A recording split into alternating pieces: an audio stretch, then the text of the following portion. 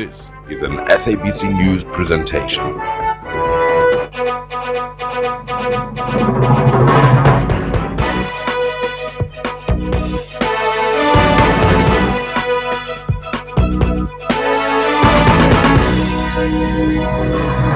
Good morning and welcome to A View from the House. My name is Mkokeli Tanda.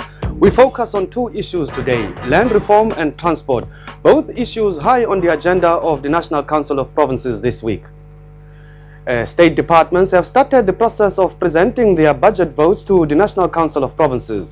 4 departments tabled their budgets in the NCOP yesterday. Agriculture and Forestry, Fisheries, Water and Environmental Affairs, Rural Development and Land Reform, and Cooperative Governance and Traditional Affairs. In our program today, we focus on progress made and challenges faced by the Department of Rural Development and Land Reform. The department's brief is to deal with land reform, access to land, use management and transformation of land relations, and all other matters related to the hopes and lifestyles of those who live on the land and off the land. And our guest this morning is the Deputy Minister of Rural Development and Land Reform, Lechisa Tsenodi. Good morning, Minister, and welcome to our show. Good morning, Mkokeli. Deputy Minister, land reform is indeed one of the most difficult challenges South Africa is facing. We hear of capacity shortages and problems with corruption and inability in the department.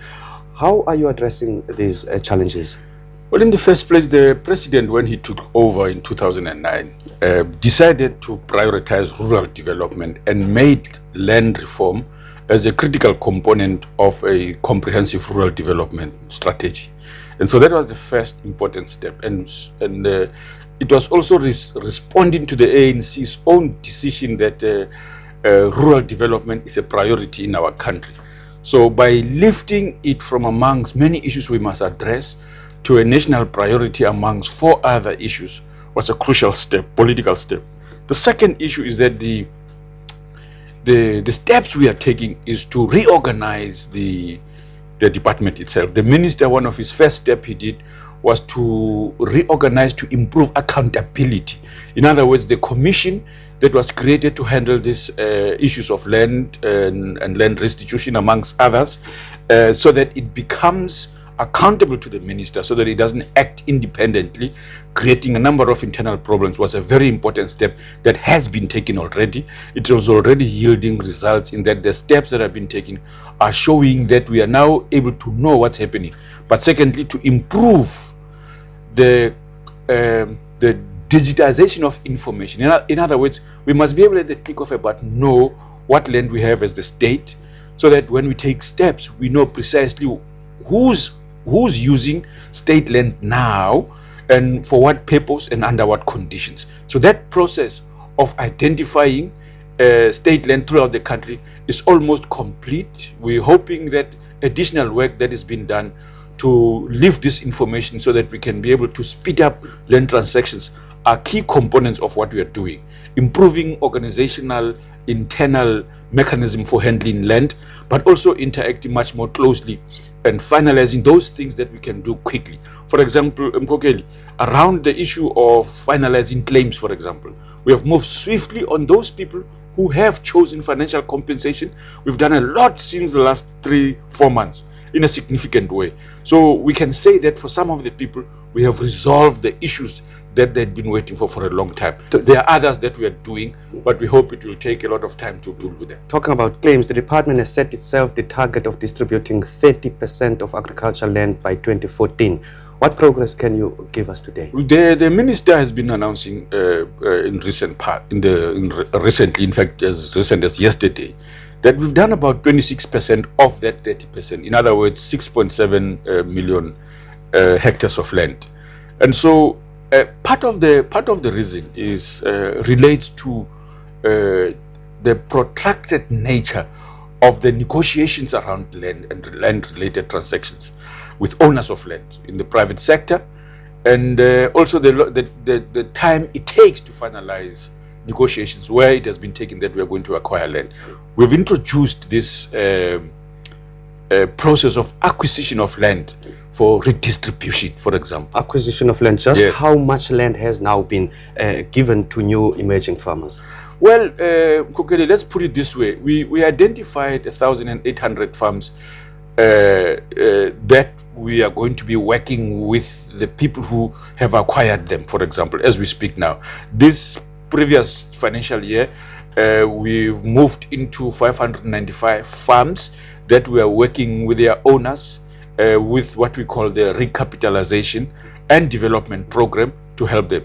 This year, we will be adding 416 farms to those 1,800 ones that we have identified for the 3-year period. Deputy Minister Theo De Jager of Agri-SA say politicians and officials still blame commercial agriculture for failed land reform and transformation in agriculture. What is the situation from where you sit? Look, the point we are making, it's a combination of factors. This is a complex terrain. That's how he sees it from where he's standing. But we are looking at a broader, complex issue that includes, amongst others, a distorted perspective that says only the state, for example, is a buyer in these instances of farms. Everybody else is there to give and to negotiate the highest price they can give. As soon as they hear that it is the state that is involved, there's no doubt that people raise their funds and so on. The prices of the farms and so on. But so we are not blaming them.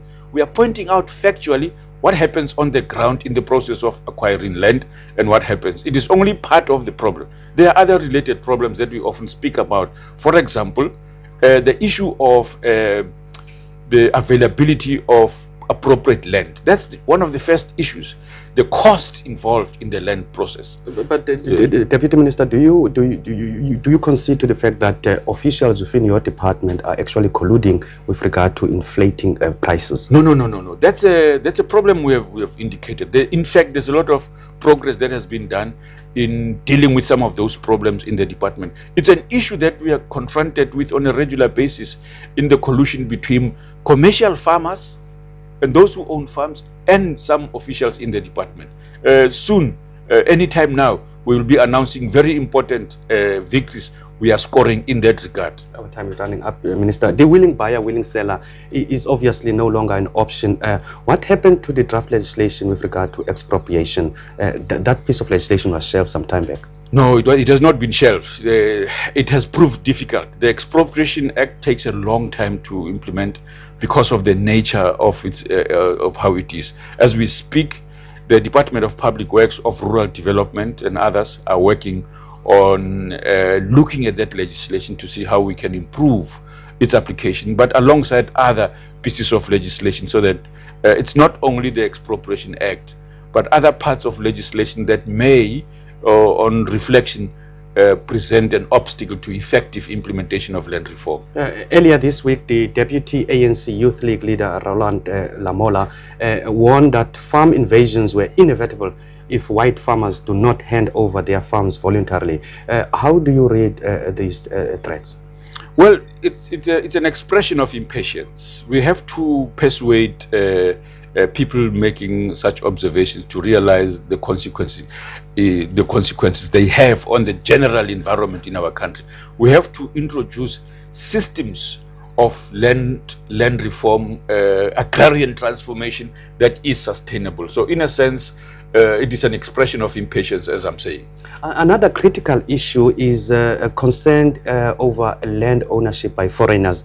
A study was done and recommendations were made. And can you give us some clarity as to how this matter will be dealt with in the future? The Green Paper has about 6 commissions studying land-related questions. One of them relates to the tenure for foreign owners. There are recommendations that that one must be provided for with tenures. In other words, precarious tenure, to place certain conditions on foreign ownership. If it is not banned completely, that foreigners can't own. These are proposals, and they are going to be tested, and they are being debated and discussed as we speak.